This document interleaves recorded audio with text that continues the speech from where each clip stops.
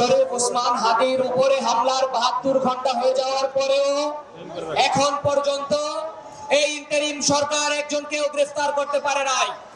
আমরা দেখেছি স্বরাষ্ট্র উপদেষ্টা গোস্তের ভিতর আলু কম হয়ে ধরে ফেলে। আমরা বলতে চাই স্বরাষ্ট্র উপদেষ্টার কাজ আপনার করার দরকার নাই।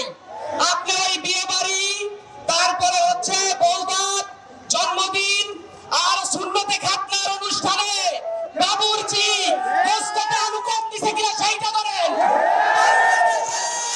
২০ কোটি মানুষের নিরাপত্তার দায়িত্ব আপনি নিতে পারেন না। এই ধরনের অথর্ব স্বরাষ্ট্র উপদেষ্টাকে অনতিবিলম্বে পদত্যাগ করতে হবে।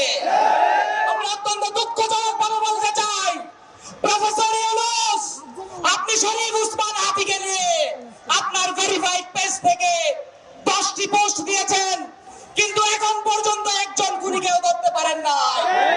শরীফ ওসমান হাদিকে কারা হত্যা করেছে, হত্যার চেষ্টা করেছে, সেইটাকে আপনার ওসমান হাদিকে গ্লোরিফাইড করার আগে খুনিদেরকে করে এই দেশের 20 কোটি মানুষকে নিরাপদ করুন।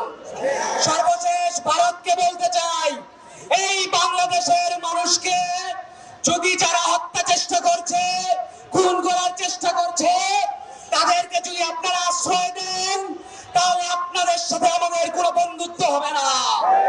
বাংলাদেশে ইন্ডিয়ার আউট শুরু হবে। ইন্ডিয়ার কোন ব্যাংক, গার্মেন্টস, ব্যবসা প্রতিষ্ঠান, চাকরিজীবী যদি বাংলাদেশে চাকরি করতে চায়, তাহলে খুনিদেরকে বাংলাদেশে হস্তান্তর করতে হবে। শরীফ ওসমান হাদির যে সংগ্রাম, সেটা অবশ্যই আগামী দিনের নতুন বাংলাদেশ বিনির্মাণের সংগ্রাম হবে। সেই সংগ্রামে ঐক্যবদ্ধভাবে সবাইকে লড়াই করার আহ্বান জানিয়ে আমার বক্তব্য শেষ করছি। বাংলাদেশ জিন্দাবাদ, ইনকিলাব জিন্দাবাদ।